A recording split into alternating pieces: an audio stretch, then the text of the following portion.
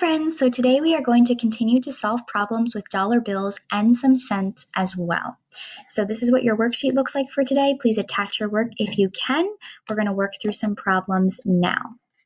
So Chloe has a $20 bill and a $1 bill. Her sister Violet has $6 less than Chloe. Do they have enough money to buy a $35 scarf for their mother? So let's see. You can show how much money Chloe has with a $20 bill and a $1 bill because we see that she has $20 and a $1 bill. 20 plus 1 equals $21. You can see it in pictures here. This is what Chloe has. Her $20 bill and then her $1 bill. She has $21.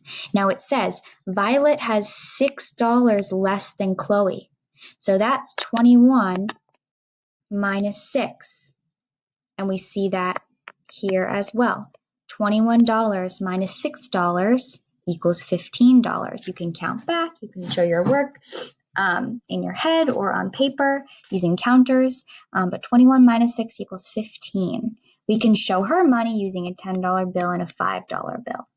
But that's kind of just extra. So I know that Chloe has $21.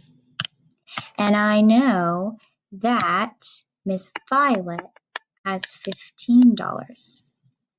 You're going to add to see if Chloe and Violet have enough money to buy the scarf. So when you add up both of their values, 21 and 15, you get 36. If you need to show your work on the side, I 100% definitely would. This is how I do it. 21, 15. Let's add up my ones column. My ones column, 5 plus 1 equals 6. My tens column, 2 plus 1 equals 3. So 21 plus 15 equals $36. Violet could have a $10 bill and a $5 bill. We saw that here. She could, or she could have 5 ones. You know, it could be a million things. Therefore, they want to buy the scarf that's $35. Do they have enough money? They have 36, and we know they have enough because $35 is less than $36. 36 is a bigger number, therefore they have enough to buy the scarf. They're not going to have much left over. They're only going to have $1 left over when all is said and done. But, you know, they have enough to buy that scarf, so that is awesome. Let's look at the next example. And this one is one that doesn't have pictures associated with it. You're going to see this today as well. A big red flag should pop up in your brain saying, draw it out when there's no pictures. So even though they don't have pictures, you definitely should. Lily has 2 $10 bills, 3 $5 bills, and 1 $1 bill. She gives Grace $11. How much money does she have left? So I'm thinking to myself, all right, I see that she has 2 $10 bills, 3 $5 bills, 1 $1 bill, but I don't know her total. So I can't figure out how much money she has left after she gives Grace the $11. I can't figure that out unless I can figure out what she has first to start. So you're going to see problems like this, and you're going to need to figure out how much this person has to start before they give away or add any money to their stash. So I'm going to draw it out.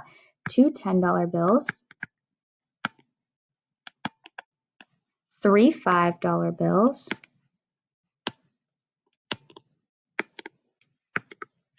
and 1 $1 bill. Okay? How much money does Lily have? Well, we have 10, 20, 25, 30, 35, 36. You can also add up if you wanted to on the side. 10 plus 10 equals 20, plus 5, 10, 15 equals 35, plus 1 equals 36. Okay, so I know that Lily has $36. Then she gives Grace $11. Well, giving it away, that means subtraction. Oh, look at me writing in the wrong problem. Okay, 36 minus 11. There's no borrowing in this. There's all more on the top. No need to stop. So that's easy. 6 minus 1 equals 5. 3 minus 1 equals 4. So how much? Whoa, wait. I totally just added up the tens place. Holy cow, I made a mistake. Did anybody catch that as I did it? See, even teachers make mistakes. 6 minus 1 equals 5. 3 minus 1 equals 2, Miss M. Crazy. How much money does she have left over? She has $25 left over. All right. I hope you caught my mistake as I was going through. Pretty good. All right. Next thing is next. You are going to see a little column of items. It might look similar to this, but it's going to be different.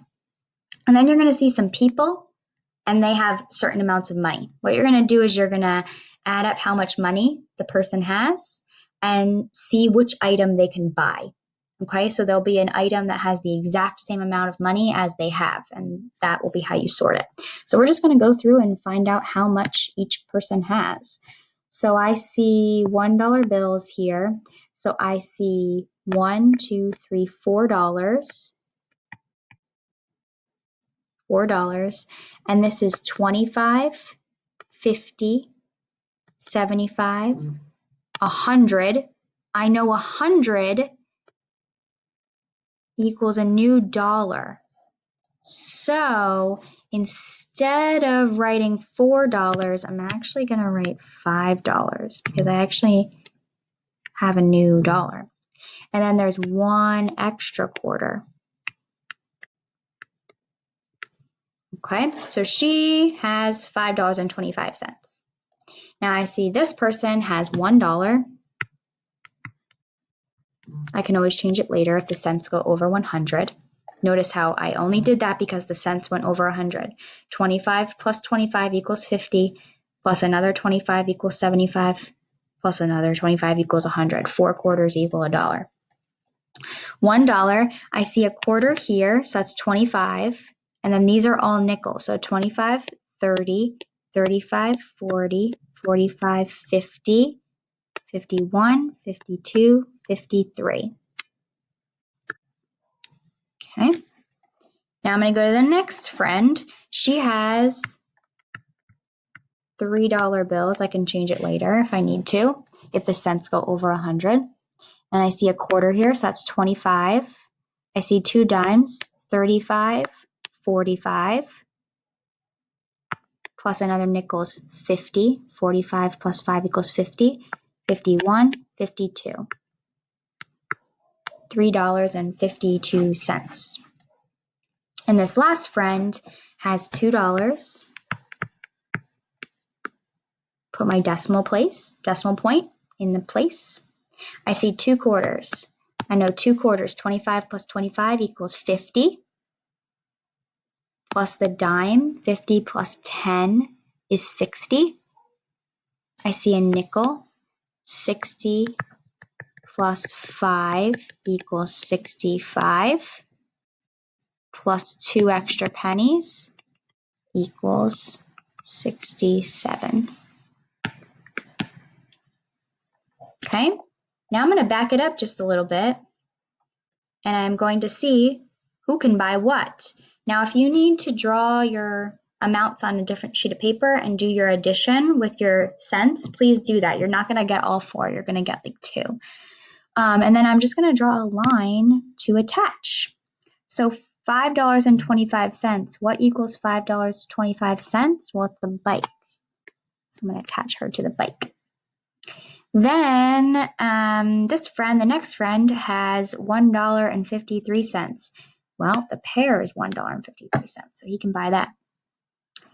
The next amount is $3.52. That's the mask. So this person can buy the mask. And the last one is $2.67, and the kite is $2.67. So you're not going to be drawing the arrows, but you are going to be telling me you'll have one picture and you'll have to tell me which thing they can buy. Okay, so if you get an amount that's not one of these amounts, then I suggest doing your work on a separate sheet of paper, doing it over again, because they have to buy something. here and don't just take a guess. If you get it wrong, same thing with the multiple choice questions. If you get a problem wrong, you shouldn't be just stopping and just choosing. You should be doing it over because you know one of the multiple choices are correct. So you should be trying to do your work over again. So have fun today.